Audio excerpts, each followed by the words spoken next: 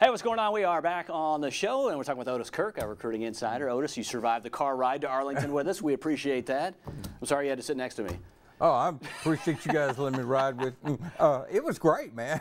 I mean, the trip was long, obviously, but no, I had a great time. Yeah. Got to see improved performance from Arkansas, and it's always fun to see the game and cover it, and that's what we do. Always fun to go to Jerry World. Yeah, it's Bottom always line. fun. Dallas is fun, yeah. I enjoyed the article that you wrote the other day. Let's get to that as we begin our recruiting segment, because we're talking about the 2019 recruiting class, and a chance that maybe Arkansas could sign 29 guys in that class, and also in particular maybe looking at a grad transfer quarterback perhaps. Yeah, we've talked about this for quite a while, that I didn't really think Arkansas would sign 22 kids. I always thought the number would be higher than that.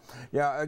There again, you got 7 games left in the regular season. I think that's going to determine if Arkansas signs an older quarterback or not. But and when I say older, everyone thinks of Kelly Bryant, Jalen Hurts, but it doesn't necessarily have to be a grad transfer. It could be a junior college transfer. Right. Be someone that runs a dual threat, a dual threat quarterback, that type. But I think it depends on how Ty Story, Cool Kelly, Connie Nolan, and those guys, and how they feel, about KJ Jefferson. How would he feel about another quarterback coming in the class? So there's some variables, that go, some things that are going to go into that factor. It's not just simple to say, hey, they want a transfer quarterback. I think they're looking.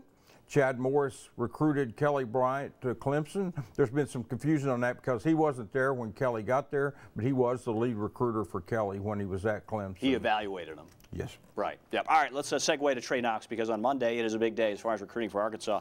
Awaiting the decision of Trey Knox, who is from Murfreesboro, Blackman. Tennessee, Arkansas, Florida, Ohio State, and Penn State in the mix. Chances, are they good for Trey Knox landing in Arkansas? He's got a family member who really wants him at Arkansas, but he visited Tennessee last. He'll be in Florida tomorrow, not at the University of Florida, just enjoying fall break. So he'll be on the beach somewhere, be his hurt. But I think Arkansas's got a legit shot. The mother, and some of the, family are really high on, Coach Stepp, Coach Morris, Coach Craddock, and those guys. So I think Arkansas's got a really good chance there. And I don't think he's going to go to the Big Ten. Okay. You got Ohio State and Penn State's in there, and he could fool me and do that. But I really think it's going to be Arkansas, Florida, or Tennessee. I think he'll stay in the SEC. Adonis is his teammate. Ote.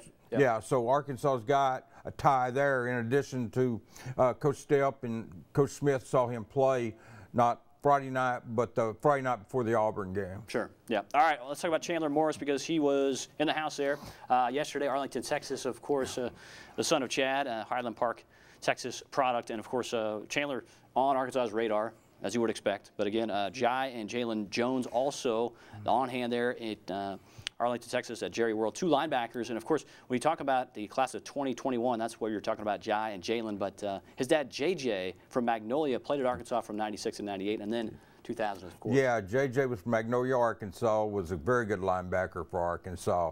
And these 2 kids have been offered by Arkansas. They've been offered by A&M and other schools. So they're outstanding players. They're only going to get better, but they've got obvious strong ties to Arkansas. They visited this summer, came to camp here, had a good time, and they like Arkansas, but they're keeping their options open. Obviously, since it's so far down the road, but JJ was a kid that came up here from Magnolia and really played well at times for Arkansas. Chandler, what's the deal with him? What do you think? Obviously, Clemson, we've seen Colorado in the mix. Is just names, OU's offered. Certainly offered.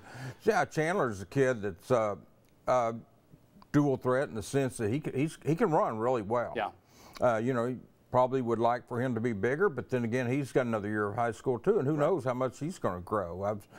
So he may grow some more. But I think he'll end up at Arkansas. Will it?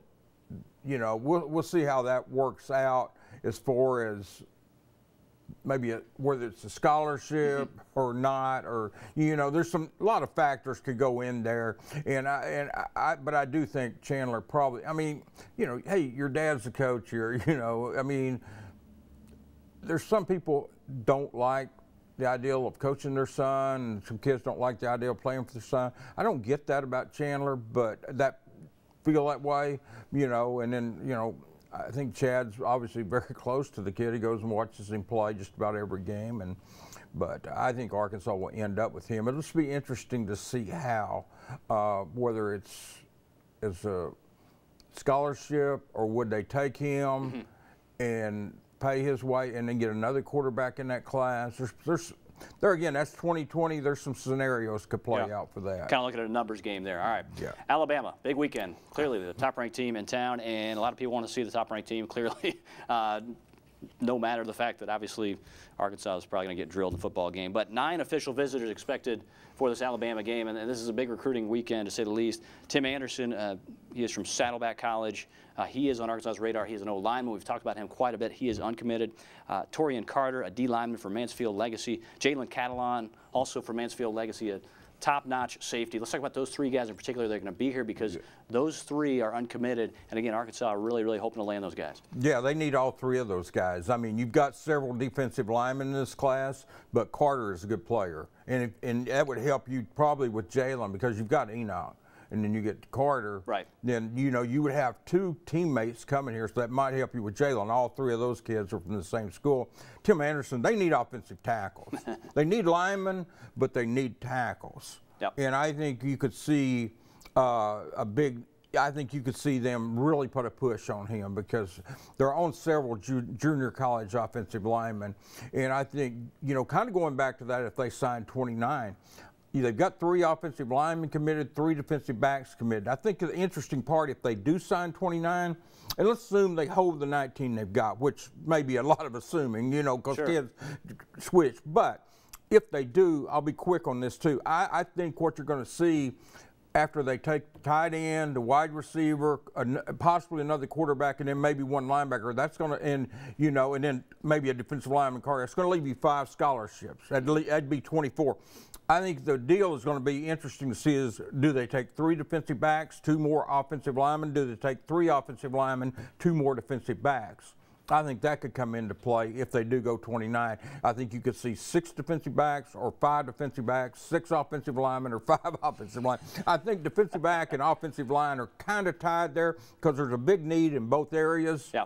And I think that's where you could see several of those 10 scholarships go if they do. You know, they're going to hold one for Hudson Henry. We know that. Oh, yeah. That's a no-brainer. Yeah. I'm not telling you, you're throwing out a lot of scenarios there, but that's why we hired you. That's why you're here. You're Otis Kirk, the recruiting insider.